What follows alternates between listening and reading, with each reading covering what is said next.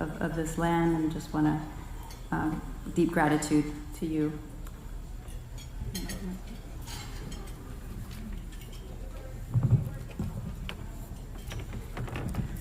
Thank you, Walia. And I would like to echo your comments and giving thanks to all the people who put this together.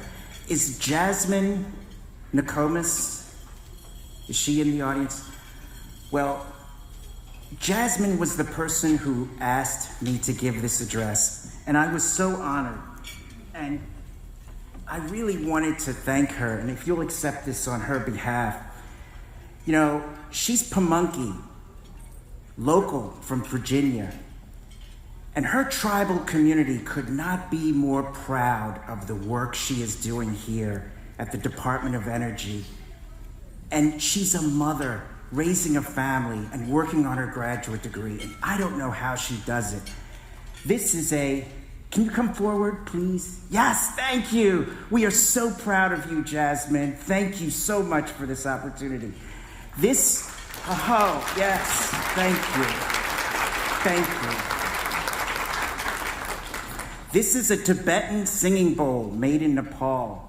And people in that part of the world use this to relieve the stress and anxiety and to change the atmosphere in the room and to enhance their focus, you know, when they're working on things. And so I give this to you on behalf of your colleagues to say thank you. Oh, yes, thank you. Oh.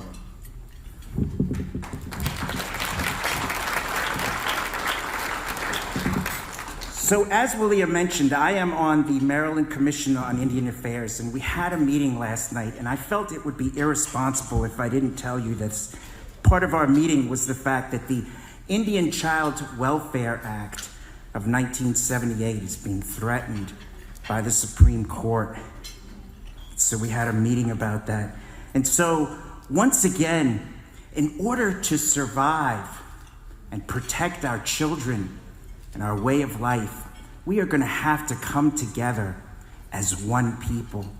And when Jasmine asked me to give the address in order to bring you all together as one people, I could not think of a better way than this, the Haudenosaunee Thanksgiving Address, which is so powerful and so thorough. Now, I am not Haudenosaunee by birth. My family are Proctors, we're Piscataways. But this document, which I downloaded from the Smithsonian Institution, which you all can have access to me is the most powerful guiding light, really the most important document in this hemisphere. And so I want to pray that this starts your conference in a good way, and that each of you continues to do the work that would make your ancestors proud on behalf of the future generations. Now, before I begin, I just want to say one other thing to keep in the back of your mind. You know, all of the neuroscientists and the psychiatrists and the psychologists have all agreed that gratitude is an antidote for depression, loneliness, and anxiety. So keep that in the back of your mind as you listen to this. And also, this is a call and response kind of thing. Now, traditionally, the phrase is "nyo" to say your agreement. Can I hear you say "nyo"? Nyo, good. You can also say "yes," "right on, brother," "preach," that's right, whatever makes you comfortable, you can say it. So it's with humility and gratitude that I give you the Haudenosaunee Thanksgiving Address. Greetings to the natural world, the people. Today we have gathered and we see that the cycles of life continue. We have been given the duty to live in balance and harmony with each other and all living things. So now, we bring our minds together as one, as we give greetings and thanks to each other as people. Now our minds are one. Yo. The Earth Mother. We are all thankful to our mother, the Earth, for she gives us all that we need for life. She supports our feet as we walk upon her. It gives us great joy that she continues to care for us as she has from the beginning of time. To our mother, we send greetings and thanks. Now our minds are one. Yo. We give thanks to the waters of the world for quenching our thirst and providing us with strength. Water is life. We know its power in many forms: waterfalls and rain, mists and streams, rivers and oceans. With one mind, we send greetings and thanks for the gift of water. Now our minds are one. The fish. We turn our minds to all the fish life in the water. They were instructed to cleanse and purify the water. They also give themselves to us as food. We are grateful that we can still find pure water. So we turn to the fish and send our greetings and thanks. Now our minds are one. Yo. The plants. We turn to the vast fields of plant life. As far as the eye can see, the plants grow, working many wonders. They sustain many life forms. With our minds gathered together, we give thanks and look forward to seeing plant life for many generations to come. Now our minds are one. Yo. The food plants. With one mind, we turn and honor and thank the food plants that we harvest from the garden. Since the beginning of time, the grains, berries, beans, and vegetables have helped the people to survive. Many other living things draw strength from them too. We gather all the food plants together as one and send them a greeting of thanks. Now our minds are one. The medicine herbs. We turn to all the medicine herbs of the world. From the beginning, they were instructed to take away sickness, and they are always waiting and ready to heal us. We are happy that there are still among us those special few who remember how to use these plants for healing. With one mind, we send greetings and thanks to all the medicines of the world and to the keepers of the medicines. Now our minds are one. We gather our minds together to send greetings and thanks to all the animal life in the world. They have many things to teach us as people. We are honored by them when they give up their lives so that we can use their bodies as food, shelter, and comfort for our people. We see the animals near our homes, and we see them deep in the forests. We are glad that they are still here, and we hope that it will always be so. Now our minds are one. We turn our thoughts to the trees. The earth has many families of trees who have their own instructions and uses. Some trees provide us with shelter and shade, others with fruit, beauty, and other useful things. Many people of the world use a tree as a symbol of peace and strength.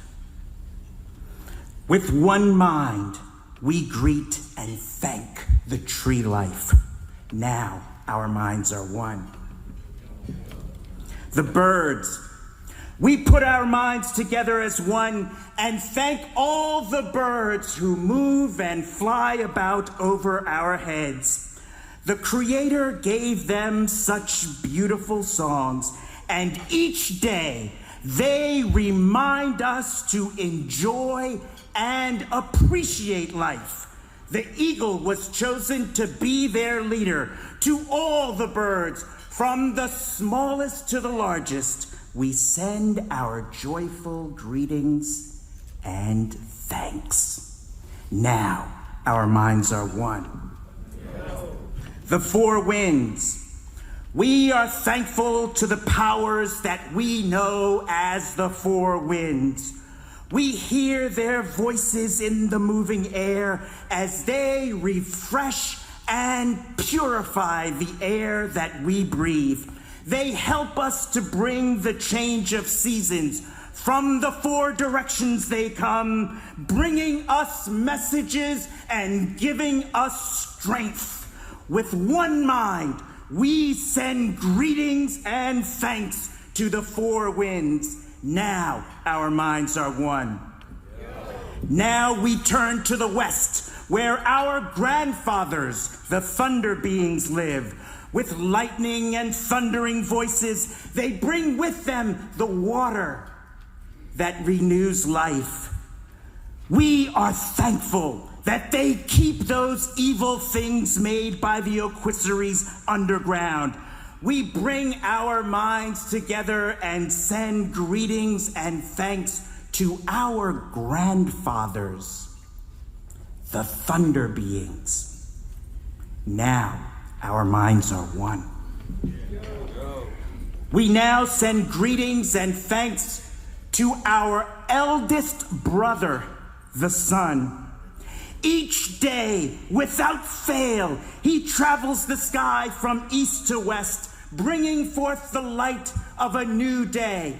He is the source of all the fires of life. With one mind, we send greetings and thanks to our brother, the sun. Now our minds are one. We put our minds together to give thanks to our oldest grandmother, the moon, who lights the nighttime sky. She is the leader of women all over the world, and she governs the movements of the ocean tides. It is by her changing face that we measure time, and it is the moon who watches over the arrival of children here on earth. With one mind, we send greetings and thanks to our oldest grandmother, the moon. Now our minds are one. We give thanks to the stars, who are spread across the sky like jewelry. We see them in the night, helping the moon to light the nighttime sky and bringing dew to the gardens and growing things. When we travel at night, it is the stars who guide us home. With our minds gathered together as one, we send greetings and thanks to the stars. Now our minds are one. The enlightened teachers, we gather our minds together to greet and thank the enlightened teachers who have come to help throughout the ages.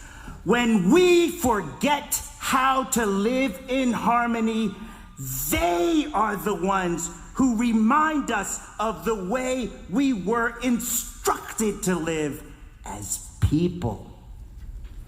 With one mind, we send greetings and thanks to all the enlightened teachers all over the world, all throughout time. Now our minds are one. The Creator. Now we turn our thoughts to the Creator, or Great Spirit, and send greetings and thanks for all the gifts of creation. Everything that we need to live a good life is here on this planet Earth. For all the love that is still around us, we gather our minds together and send our choicest words of greetings and thanks to our Creator. Now our minds are one. Closing words. We have now arrived at the place where we end our words. Of all the things that we have named, it was not our intention to leave anything out. If something was forgotten, we leave it to each individual to send greetings and thanks in your own way. Now, our minds are one.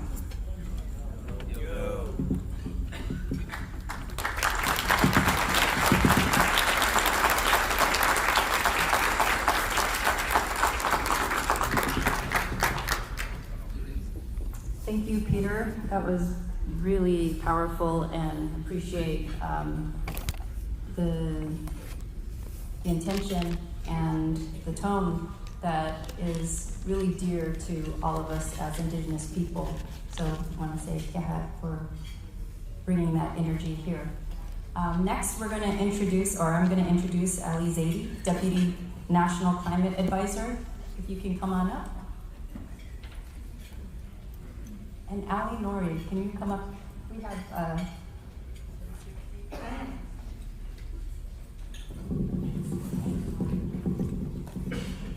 So Ali Zaidi currently serves as the second ever National Climate Advisor and Assistant to the President.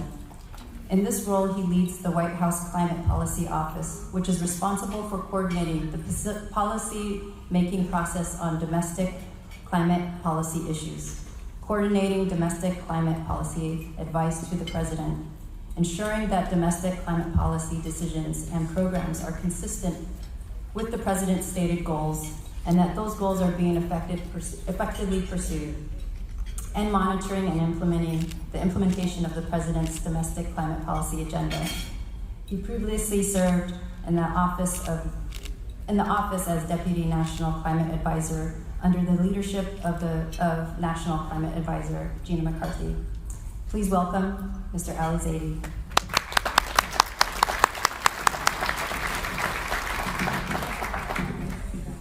All right.